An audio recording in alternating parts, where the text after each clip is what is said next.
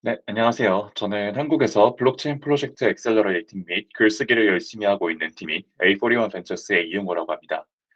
오늘 저는 이 행사의 핵심 주제이자 오늘 여기 저희가 모인 이유인 이 NFT라는 것이 도대체 무엇이고 어디에 사용될 수 있는 것인지에 대해 발표를 드리고자 합니다.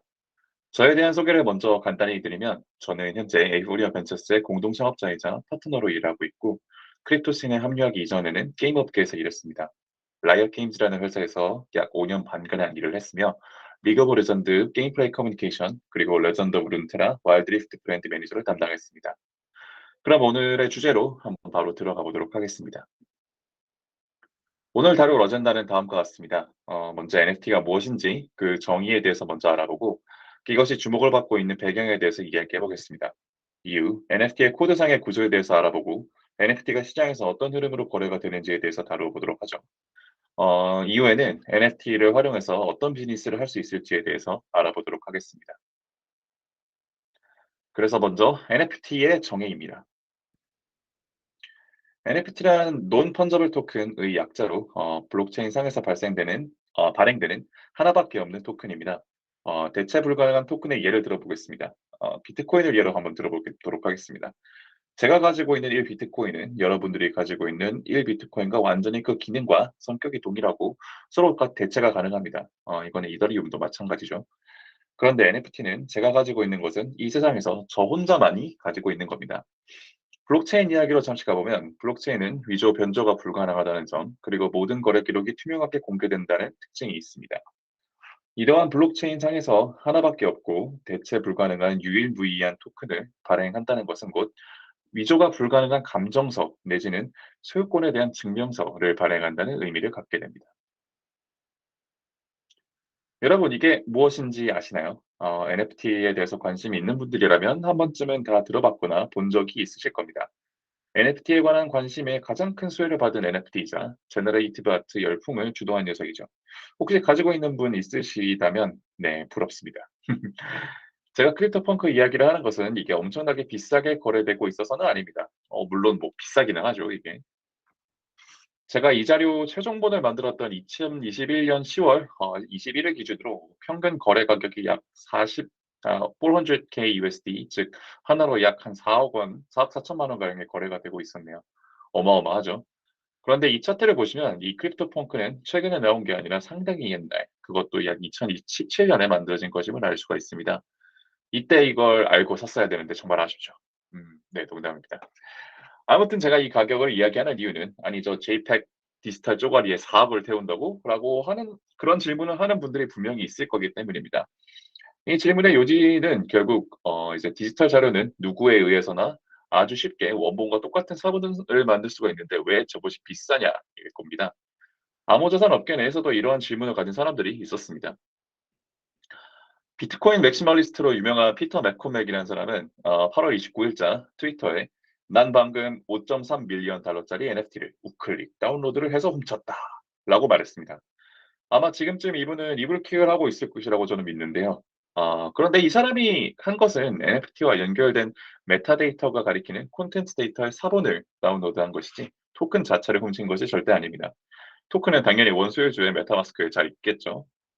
피터가 근데 지적하고 싶었던 것은 아마도 누구나 이렇게 다운로드를 해서 이미지를 가질 수가 있는데 왜 이걸 그 비싼 돈을 주고 사느냐에 대한 것이겠죠. 그러면 오늘 저희는 왜 이걸 사람들이 그 비싼 돈을 주고 사는지에 대해서 알아보도록 하겠습니다. 구체적인 내용은 세 번째 파트인 기술적 구조에서 다루도록 할게요. 네, 다음은 이제 NFT가 주목을 받고 있는 배경에 대해서 이제 본격적으로 한번 이야기를 해보겠습니다. 디지털 콘텐츠의 상품화가 이제 점점 더 가속화됨에 따라서 양질의 콘텐츠에 대한 수요는 점점 더 늘어나고 있습니다. 하지만 디지털 콘텐츠는 복제가 매우 쉽고 그 복제로 인해 발생한 원본과 복제본의 차이가 존재하지 않는다는 점으로 인해서 희소성을 부여하기가 매우 어려웠습니다. 이로 인해서 디지털 자산은 지금까지는 고유한 자산으로 인정받기가 어려웠죠. 그러나 NFT로 인해 디지털 콘텐츠도 원본과 복제본의 구분이 가능해짐에 따라 디지털 콘텐츠에도 희소성이 생기기 시작했고 이로 인해서 디지털 콘텐츠도 일종의 자산으로 분류할 수 있게 되었습니다. 뿐만 아니라 NFT는 이제 블록체인 상에서 스마트 컨트랙트에 따라 발행되는 토큰이기 때문에 결합성이 있습니다. 여기서 결합성이란 작성자, 개발자가 임의에 따라 소프트웨어 스택의 다양한 구성 요소들을 조합을 할 수 있는지의 여부를 의미합니다.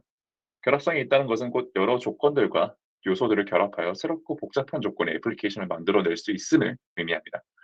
이 결합성이 있기 때문에 디지털 콘텐츠의 원작자 또는 저작권자는 NFT에 다양한 조건을 부여할 수 있고 자신의 수익을 극대화할 수 있습니다. 예컨대 원작자는 NFT가 2차 시장에서 거래가 될 때마다 일정 비율의 수수료를 받을 수도 있고 새로운 스마트 컨트랙트를 짜서 NFT를 락업을 해두고 그에 대응되는 대체 가능한 토큰을 발행을 해서 지분 형태로 소유권을 판매를 할 수도 있죠. 토큰이라는 점은 원작자에게만 이익을 주는 것이 아닙니다. NFT가 토큰이라는 점 때문에 현재 소유자 역시 쉽게 타인에게 NFT를 양도한 뒤에 수익을 얻을 수가 있고 이 때문에 NFT는 일반적인 지적 재산권과는 달리 유동성이 상대적으로 더 높은 자산 클래스라고 볼 수가 있습니다. 웹2 시대에서 페이스북과 구글 그리고 아마존과 같은 거대 IT 기업들이 사용자들과 콘텐츠 크리에이터들이 만들어내는 어, 이제 만나는 플랫폼을 제공해 주는 대가로 많은 수익을 가져갔었습니다. 그들이 부과하고 가져가는 수익은 물론 플랫폼을 제공하고 청자를 끌어모아줬다는 부분에서 많은 기여를 했기 때문이라고도 볼 수는 있지만 크리에이터들에게는 조금 더 다양한 선택의 폭을 제공해 줄 필요가 있습니다. 제3자가 중간에 끼어드는 것이 아니라 프로토콜을 통해서 크리에이터들과 직접 팬들이 직접 만나고 특히 기존에는 광고 등의 간접 수익원이 아니라 직접 수익화를 하기 어려웠던 디지털 콘텐츠를 NFT로 자산화해서 판매할 수 있다면 더 큰 시장이 형성될 수 있을 것이라고 생각합니다. 바로 이것이 NFT가 주목을 받는 이유라고 볼 수가 있죠. NFT 부산 행사가 있기 며칠 전에 페이스북은 페이스북 커넥트 2021년 발표에서 사명을 메타로 변경한다는 중대 발표를 했습니다. 미디어에서는 페이스북이 메타버스에 투자한다라는 점을 이제 많이 주목하고 있는 것으로 보입니다만, 실제로 페이스북은 이번 발표를 하기 이전에 오래전부터 메타버스 기술 스택의 근간이 되는 여러 컴포넌트들의 투자를 많이 해왔습니다. 오큘러스를 비롯한 AR, VR, XR, 테크, 그리고 몰입감이 높은 이머시브 익스피리언스를 제공하기 위해서 제스처 인식 기술에 투자하는 등 되게 다양한 분야에 투자를 많이 진행을 해왔었죠. 제가 생각하기에 마크 주커버그의 발표 중 사명을 메타로 바꾼다는 점은 정말 그 발표 내용 중에서 가장 덜 중요한 내용이라고 저는 생각합니다. 더 중요한 내용은 이제 크리에이터 이코노미와 상호 운용성에 관한 부분이라고 저는 보고 있는데 키노트 중에 마크는 이런 말을 했었습니다. 페이스북은 아주 큰 회사가 됐지만 다른 플랫폼을 위해 제품을 만드는 것의 경험 역시 아주 잘 알고 있습니다. 높은 비용과 선택의 자유의 부재는 혁신을 억제하고 인터넷 경제의 발전을 저해합니다. 라고 말했습니다. 또 마크는 우리는 커뮤니티와 크리에이터 이코노미와 개발자 생태계를 발전시키고 지원하는 데 최선을 다할 것입니다. 라고 말했죠. 발표 전문을 들어보면 아직까지 이제 웹2 기반의 사고가 약간은 보이기는 하지만 웹3의 근간인 무허가성, 신뢰가 필요 없는 신뢰가 이미 갖추어진 환경, 그리고 창작자들이 자유롭게 창조 활동을 하고 수익을 온전히 누리는 것에 대한 고민을 많이 했음을 알 수가 있습니다. 뿐만 아니라 이번 발표 중에는 상호 운용성에 관한 이야기를 했는데요. 마크는 메타버스에서의 삶에서 어떤 것이 가능할지에 대한 이야기를 하면서 그것이 자연스럽게 이루어지기 위한 여러 가지 존재 조건들에 대한 이야기를 했습니다. 그중 하나가 상호 운용성이고 이에 대해서 마크는 누군가가 메타버스에서 구매를 하거나 무언가를 만들면 이것이 다양한 상황과 환경에서 사용될 수 있어야 합니다. 한 세계나 플랫폼에 기속되어서는 안 되겠죠. 이를 위해서는 소유자가 자신이 소유하고 있음을 알 수 있어야 되고 플랫폼이 소유하는 형태가 되어서는 안 됩니다. 라고 말했습니다. 이어서 마크는 이를 실현하기 위해서는 크립토 NFT, 커뮤니티 단에서 일어나고 있는 기술적인 부분들뿐만 아니라 생태계와 표준 정립, 그리고 거버넌스 구조 등에 관한 것도 필요하며 이 부분에 집중할 것입니다. 라고 밝혔죠. 자, 이 부분에서 NFT가 주목받는 이유가 다시 한번 나왔다고 저는 생각합니다. 아까 NFT 정의에 관한 부분에서 블록체인성에서 하나밖에 없고 대체 불가능한 유일무이한 토큰을 발행한다는 것은 곧 위조가 불가능한 감정서 내지는 소유권에 대한 증명서를 발행하는 의미를 갖게 된다고 말씀드린 바가 있었죠. 이 소유권에 관한 증명이 메타버스 경제를 팽창시켜 나가고 그 잠재력을 충분히 발현시키기 위해 필요한 상호 운용성의 근간이 되기 때문에 NFT가 주목을 받는다고도 볼 수가 있습니다. 그럼 이제 조금 더 기술적인 내용으로 들어가 보도록 하겠습니다. NFT의 기술적인 구조와 시장에서의 거래 흐름에 대해서 한번 알아보도록 하겠습니다. NFT는 크게 이제 두 가지 구조로 나누어져 있습니다. 이거는 이제 ERC721 기준의 정보이기 때문에 이 부분은 좀 감안을 하면서 들어주시면 감사하겠습니다. 블록체인상 혹은 또는 온체인에 저장되는 정보와 블록체인 외부에 저장되는 정보가 이제 두 가지 구조로 이제 나눠지게 되는데요. NFT가 나타내는 디지털 콘텐츠의 용량이 지나치게 큰 경우가 많기 때문에 블록체인의 모든 정보를 다 담기에는 비효율적입니다. 뭐 고해상도의 이미지 파일이라든지 동영상을 블록체인에 담을 수는 없죠. 때문에 이 이제 디지털 콘텐츠 자체는 분산형 스토리지에 저장을 하고 그 저장소에 관한 정보를 메타데이터에 담은 후 메타데이터에 관한 정보를 블록체인상에 이제 기록을 하게 됩니다. 분산형 스토리지에 저장을 하는 이유는 이제 결국 분산형 스토리지가 블록체인과 마찬가지로 탈중화된 이제 정보 저장소이기 때문에 불의의 사고로 단일 장애점 문제가 발생을 해서 소중한 데이터가 분실되지 않게끔 만들기 위한 것입니다. 이 분산형 스토리지 예시로는 IPFS 혹은 알리브 같은 것이 있죠. 그리고 저장된 데이터를 실제로 불러오고 인터페이스상에서 이제 상호작용을 할 수 있도록 하는 CDN으로는 매종 네트워크 같은 서비스들도 있습니다. 그럼 이제 실제 컨트랙트 예시를 한번 보도록 하겠습니다. 이제 대표적인 NFT 거래 플랫폼이자 민팅도 가능한 서비스인 오픈시에서 민팅을 할 경우 이제 다음과 같이 ERC721 표준을 따라서 민팅을 하게 됩니다. 보시면 ERC721 컨트랙트 자체에는 특정 NFT의 소유주가 누구인지에 대한 정보를 돌려주는 함수와 이제 그 메타데이터 URI가 포함됩니다. 아래에 보면 이제 메타데이터에는 여러 가지 이름, 어트리뷰트, 설명, 그리고 외부 링크가 붙어 있죠. 네, 여기서 한 가지 주의할 점이 있는데 NFT는 이제 디지털 자산에 대한 소유권을 증명을 하지만 NFT와 연결된 메타데이터 그리고 콘텐츠 데이터가 복제되는 것을 막아주지는 못합니다. 그리고 복제된 파일을 사용해서 새로운 NFT를 발행하는 것 또한 얼마든지 가능하다는 점은 이제 유의를 해야겠습니다. 그런데 이제 최초로 이제 특정 콘텐츠 데이터를 사용해서 NFT를 발행한 발행자 주소를 확인할 수 있기 때문에 이제 무엇이 최초 발행자에 의해서 발행되었는지 여부는 확인할 수가 있죠. 바로 이것이 어떤 디지털 콘텐츠와 그 연결된 NFT가 진짜로 그 원작자에 의해서 발행된 것인지를 확인할 수 있게 만들어지는 장치라고 할 수 있겠습니다. 이게 이제 아까 서두에 말씀드린 그 왜 사람들이 NFT를 비싼 돈을 주고 사는지와 이제 좀 직결되어 있다고 볼 수 있는데요. 똑같은 이미지를 이제 가질 수는 있는데 최초 콘텐츠 발행자에 의해서 발행된 NFT인지 아닌지의 여부는 블록체인상에 기록이 다 남습니다. 이제 제가 아까 들었었던 이제 크립토펑크의 예시를 한번 돌아가 보겠는데 크립토펑크 1182번의 최근 거래 기록을 한번 보겠습니다. 이제 0xCC7 주소에서 0x850 주소로 소유권이 이전됐고 그 소유권이 이전된 토큰이 크립토펑크라고 나오죠. 이거를 이제 한번 눌러보면 다음과 같이 라바랩스에서 발행을 한 크립토펑크임을 알 수가 있습니다. 바로 이게 결정적인 차이를 만들어내는 거라고 말할 수 있습니다. NFT 발행자가 누구고 이것이 누구에 의해 소유되고 있는지에 대한 기록을 누구나 다 확인할 수 있는 거죠. 이미지의 사본을 그저 다운로드해서 받아서 가지고 있는 것이랑 최초 NFT 발행자가 발행한 NFT를 가지고 있고 그 콘텐츠 데이터를 가지고 있는 것과는 아주 큰 차이가 있습니다. 저희가 학술 논문의 카피본을 갖고 있는다고 해서 그 논문의 저자가 되는 게 아닌 것과 마찬가지 이치겠죠. 아니면 다른 비유를 들자면 같은 공장에서 만들어낸 똑같은 가방이라고 하더라도 루이비통 로고가 박힌 것이랑 그렇지 않은 것은 아주 큰 가격 차이가 있습니다. 마찬가지 이유로 NFT는 이것이 원 저작자가 직접 민팅한 것인지 아닌지를 확인할 수 있기 때문에 그 의미가 있다고 할 수 있겠습니다. 거래에 대한 이야기가 나왔으니까 이제 NFT의 거래 흐름들을 한번 도식화해 보도록 하겠습니다. NFT의 거래 흐름을 이제 도식화하면 아래와 같이 이제 그 다음과 같이 나타나게 되는데요. 전통 시장에서 저작자가 수익을 벌어들이는 과정과 가장 큰 차이는 이제 푸른색 선에 있다고 볼 수 있습니다. 모든 거래 내용 은 이제 블록체인상에 자동으로 기록이 되고 스마트 컨트랙트의 내용에 따라서 저작물이 2차 시장에서 거래가 되면 그 거래 수익의 일부가 원 저작자에게 자동으로 지불되는 구조가 형성이 됩니다. 물론 이거는 NFT별로 컨트랙트를 어떻게 짜느냐에 따라서 들어갈 수도 있고 들어가지 않을 수도 있습니다. ERC721 표준 자체를 사용하는 것만으로는 이제 원작자에게 거래 수익 공유를 보장하지 않는다는 점은 유의를 해야겠습니다. 이런 저작물 거래 시에 발생하는 이제 수수료 지급이라는 개념 자체는 기존 전통 시장에도 있긴 했습니다. 이게 아트, 예술품 거래 시장 등에 좀 있었죠. 그런데 이거를 수동적으로 처리해야 하는 경우가 이제 대부분이었고 때문에 확장성이 떨어졌습니다.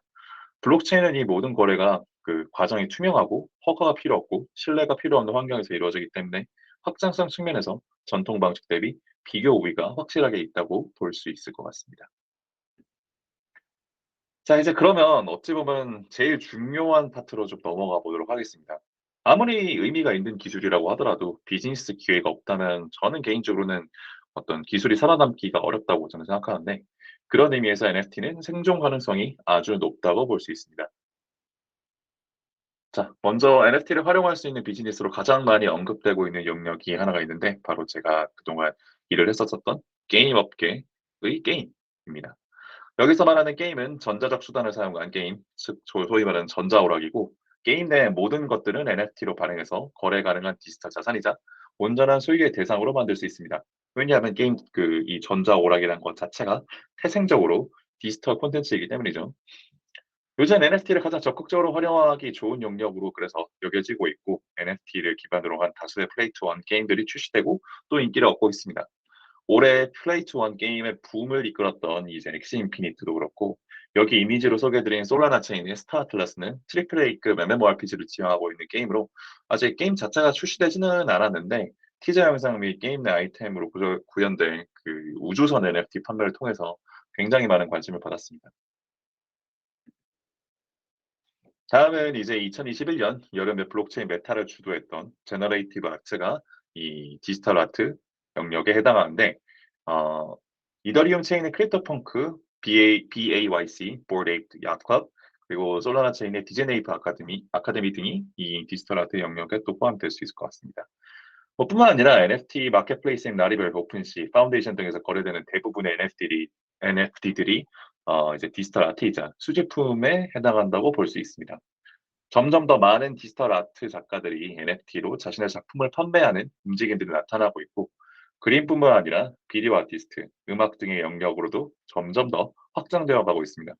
개인적으로 저는 이 영역이 게임에 이어서 가장 주목해 볼 만한 영역이 아닐까 생각하는데, 이 디지털 아트라는 게 결국에 하나의 어떤 고정적인 이미지를 뿐만 아니라 여기 아트라는 개념은 예술이라는 것을 좀 더 확장을 해서 이제 그림뿐만 아니라 동영상, 음악, 그러니까 그런 여러 가지 것들이 결합된 하나의 종합적인 예술 등으로까지 이제 승화돼서 어, 이제 발현될 수도 있겠죠. 네, 다음은 이제 라이선스 및 증명서 관련 내용인데요. 전자자격증을 발급받고 이를 이제 개인이 영구적으로 보유하고 관리할 수 있게 될 수 있습니다. 발행 기관의 주소가 블록체인상에 기록되고 자격증, 증명서 디지털 정보가 분산형 스토리지에 저장되기 때문에 위조나 변조의 위협이 전혀 없고, 소유자가 매번 자격증을 발급받기 위해서 불필요한 절차를 밟을 필요도 이제 없어지게 되겠죠. 네, 다음은 수집품입니다. 이 수집품이라는 거는 아까 말씀드렸던 디지털 아트와 어느 정도 약간 닿아 있는 영역이라고 할 수 있는데, 각종 IP 홀더들은 이제 자신들이 보유한 IP를 활용해서 디지털 수집품을 만들고 NFT로 발행을 하는 움직임이 서서히 이제 더 많이 나타나고 있습니다. 대표적인 예가 이제 NBA 게임에서 나온 명장면 영상을 NFT로 발행해서 NFT로 만드는 베퍼랩스의 NBA 탑샷 같은 것들이 있죠. 그리고 또 최근에는 일본의 출판사인 슈에이샤에서 이제 슈에이샤에서 출판 중인 인기 만화인 원피스의 원화와 그 소유권을 증명하는 NFT를 판매하는 이벤트를 진행하기도 했습니다. 바로 여기 이제 슬라이드에 나와 있는 이 그림이 방금 말씀드렸던 그 이벤트에서 발행한 원화와 그 NFT입니다. 아마도 제 생각에는 이쪽이 그 전통 산업의 IP 홀더들이 초기에 진출하기 가장 좋은 영역이 아닐까 생각하는데, 앞서서 말씀드린 이제 NBA 탑샷이나 원피스의 사례 외에도 마블, 파이널 판타지를 만든 스퀘어 에닉스 등에서도 NFT로 각각의 회사들이 가지고 있는 IP를 하고자 하는 움직임을 보이고 있고, 국내 게임사인 NC소프트도 이러한 방향으로 사업 진출을 노리고 있는 것으로 저는 알고 있습니다. 그래서 뭐 이제 그 전통 게임사들이 직접 그 플레이 투 원 게임을 만들거나 블록체인 기반의 게임을 만들지 않는다고 하더라도 이런 방향으로 자신의 IP를 하나의 상품으로 만들어서 이 시장으로 진출할 수 있는 가능성은 얼마든지 열려 있다라고 생각합니다. 특히 이제 일본 시장이라든지 한국 시장과 같이 그 게임 내 어떤 자산들을 현금화하는 것에 대한 강력한 규제가 이제 있는 그런 환경에서는 이런 방향으로 간접적으로 어떤 시장 진출을 노려보는 것이 가장 이상적이지 않을까 저는 생각하고 있습니다. 다음은 이제 스포츠 그리고 e스포츠 및 공연 분야에서도 NFT를 적극적으로 사용할 수 있다는 점을 한번 짚고 넘어가 보고자 했습니다. 판매되는 모든 티켓을 이제 NFT로 발행하게 되면 위조나 변조의 위협이 없어지고 주소당 구매할 수 있는 티켓 수의 한도를 설정해서 암표를 방지할 수도 있겠습니다. 뿐만 아니라 이제 강한 팬덤을 보유한 이벤트 같은 경우에는 NFT 티켓 자체를 하나의 수집품 또는 머천다이즈화해서 판매할 수도 있겠죠. 그래서 이것처럼 되게 NFT라는 것은 굉장히 다양한 영역의 비즈니스에 적용되고 또 이제 현재 있는 비즈니스를 조금 더 잘 굴러가게끔 해줄 수 있는 것뿐만 아니라 굉장히 새로운 어떤 비즈니스 영역을 창출할 수 있다라고 말씀드릴 수 있겠습니다. 네. 그러면 지금까지 제 발표를 들어 주셔서 감사드리고요. 저에게 혹시 궁금하신 사항이 있거나 아니면 따로 연락을 하시고 싶으신 분들께서는 이제 제가 슬라이드에 써 놓은 이메일 주소로 연락을 주시면 감사하겠습니다. 이상 발표 마치도록 하겠습니다.